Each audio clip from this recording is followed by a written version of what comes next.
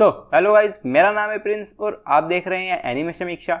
चलिए वीडियो को स्टार्ट करते हैं। तो एपिसोड की स्टार्ट में हम देखते हैं कि लूसी बैरल पर अटैक कर देती है और बैरल उस अटैक से बचकर लूसी से फाइट के लिए रेडी हो जाता है। फिर हम देखते हैं कि लूसी बैरल पर काफी बड़ा फायर अटैक कर देती है, लेकिन बैरल उससे बच जाता है। फिर लूसी बैरल पर एक के बाद एक अटैक करती जाती है और बैरल उन सभी से बच रहा होता है। फिर लूसी उस पर आइस मैजिक से अटैक करती है, लेकिन बैरल उसे बीच से काट देता है। बैरल लूसी को जान से नहीं मार सकता, तो वो उसे बेहोश करने के लिए अपनी स्वॉर्ड से उस पर अटैक करने के लिए उसके पास जाता है। तभी उसके चारों तरफ एक फायर वॉल आ जाती है, तो बैरल पीछे हट जाता है। लूसी फिर से उस पर फायर अटैक करने लगती है, तो बैरल उनसे बचकर भागने लगता है। फिर लूसी उससे पूछती है कि क्या तुम पहले कभी किसी विजार्ड से लड़े हो? तो वो बताता है कि ये उसका फर्स्ट टाइम है और मन में सोचता है कि स्वॉर्ड्समैन और विजार्ड्स एक दूसरे के लिए काफी बुरे मैच है। फिर लूसी उस पर एक काफी बड़ा आइस अटैक करती है, लेकिन बैरल उसे लूसी की तरफ फेंक देता है। तो लूसी अपने फायर मैजिक का यूज करके उसको डिस्ट्रॉय कर देती है, जिससे वहाँ काफी ज्यादा धुआं हो जाता है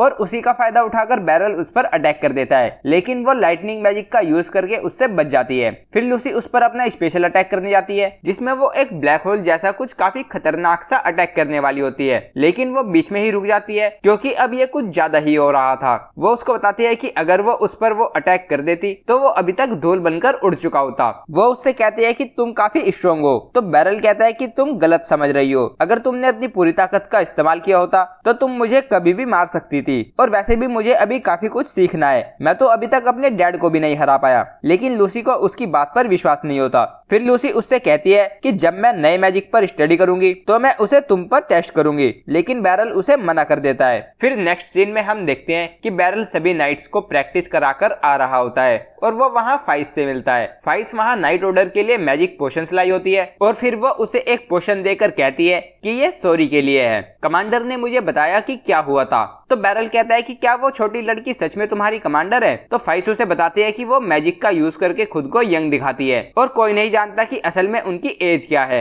बैरल उससे कहता है कि मुझे तो लगा था कि मैं मरने ही वाला हूँ। फायर और आइस अटैक्स आते ही जा रहे थे और मैं कई टुकड़ों में कटने से बाल बाल बचा। मैं फिर कभी किसी विजार्ड से नहीं लड़ना चाहूंगा। तभी अलूशिया वहां आती है और फाइस पोशंस की डिलीवरी के लिए चली जाती है। फिर हम बैरल को अलूशिया और लिसांड्रा के सामने देखते हैं और वो वहां उसे नए एडवेंचरर्स को ट्रेनिंग देने के लिए कहते हैं और लिसांड्रा इसके लिए नाइट ऑर्डर की परमिशन लेने आई होती है। लिसांड्रा उसे बताती है कि इस जॉब में उसे उनके पहले डंजन अटैक के लिए उनकी स्किल को चेक करना है और इमरजेंसी से डील करने के लिए उनको ट्रेन करना है। ये सुनकर बैरल को अपनी जवानी की बात याद आती है, जहाँ वो मॉन्स्टर लूट के लालच में एक डंजन में गया था, लेकिन मॉन्स्टर्स ने उसे पीटकर वहां से भागने पर मजबूर कर दिया था। और फिर लिसांड्रा उसे एक बार उनके गिल्ड मास्टर से बात करने के लिए कहती है। अलूशिया उससे कहती है कि नाइट ऑर्डर उनके स्पेशल इंस्ट्रक्टर पर कोई भी रेस्ट्रिक्शन नहीं लगाती, तो ये पूरी तरह से उसकी चॉइस है। और फिर बैरल उन्हें ओके बोल देता है। फिर नेक्स्ट सीन में हम देखते हैं कि बैरल एडवेंचर्स गिल्ड में आ जाता है और लूसी भी वहीं पर होती है।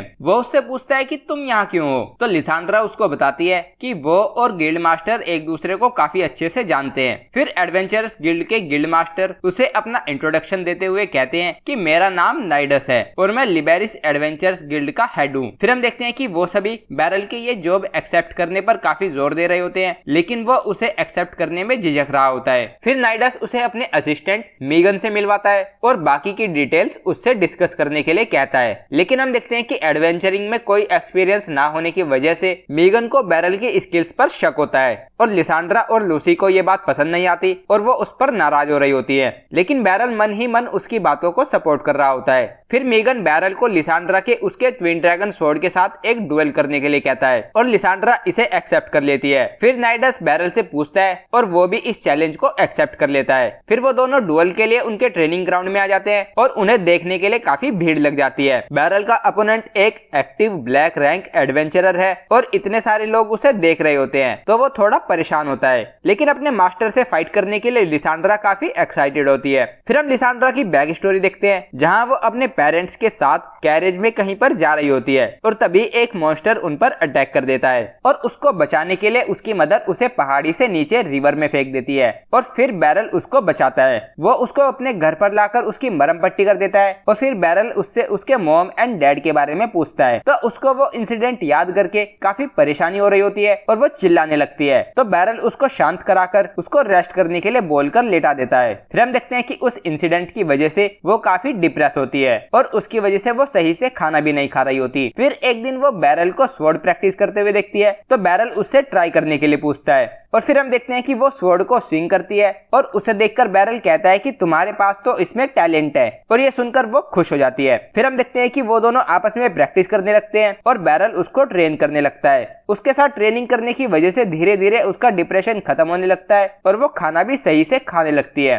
फिर एक दिन उसके सभी स्टूडेंट्स डोजो में प्रैक्टिस के लिए जा रहे होते हैं और वो वहीं बाहर खड़ी होती है और अंदर आने में झिझक रही होती है, तो बैरल उसको अंदर बुलाता है, तो वो खुश होकर अंदर प्रैक्टिस करने के लिए चली जाती है। फिर हम देखते हैं कि काफी हल्का चुस्त और फुर्तीला होने की वजह से बैरल उसको ट्विन स्वॉर्ड यूज करने के लिए कहता है। फिर नेक्स्ट सीन में हम देखते हैं कि वो उसके लिए एक नई फैमिली ढूंढ लेते हैं और वो बैरल को थैंक यू बोलकर उनके साथ चली जाती है। फिर हम देखते हैं कि वो बड़ी हो जाती है और एक गोल्ड रैंक एडवेंचरर बन जाती है। वो अपनी एडवेंचरिंग पार्टी के साथ होती है और वो एडवेंचरर उससे पूछता है कि तुम एडवेंचरर क्यों बनी, तो वो कहते हैं कि मैं खुद से पूरी दुनिया को देखना चाहती थी। तभी उनके सामने एक लुटेरों का ग्रुप आ जाता है, लेकिन लिसांड्रा उन पर अटैक करके बड़ी ही आसानी से उन्हें हरा देती है। वो मन में बोलती है कि मेरे एडवेंचरिंग के दूसरे भी रीजंस हैं, जैसे कि मैं चाहती हूँ कि कम से कम लोग उस चीज से गुजरे जिससे मैं गुजरी, और मैं मास्टर की सिखाई हुई स्वॉर्ड स्किल्स का अच्छा यूज करना चाहती हूँ। फिर हम प्रेजेंट का सीन देखते हैं जहाँ लिसांड्रा बैरल को अपने डोजो के स्टाइल में ग्रीट करती है, तो ये देखकर वो खुश हो जाता है और फिर उनके बीच फाइट स्टार्ट हो जाती है। लिसांड्रा बैक टू बैक उस पर अटैक करती जाती है और बैरल सभी अटैक्स को डॉज करता जाता है और लिसांड्रा उस पर एक भी हिट नहीं कर पा रही होती। उसे अपने मास्टर से फुल पावर में लड़ने में काफी मजा आ रहा होता है और उसकी स्किल्स को देखकर बैरल भी उससे इम्प्रेस हो जाता है, लेकिन बैरल को उसका एक वीक पॉइंट मिल जाता है और फिर वो लिसांड्रा के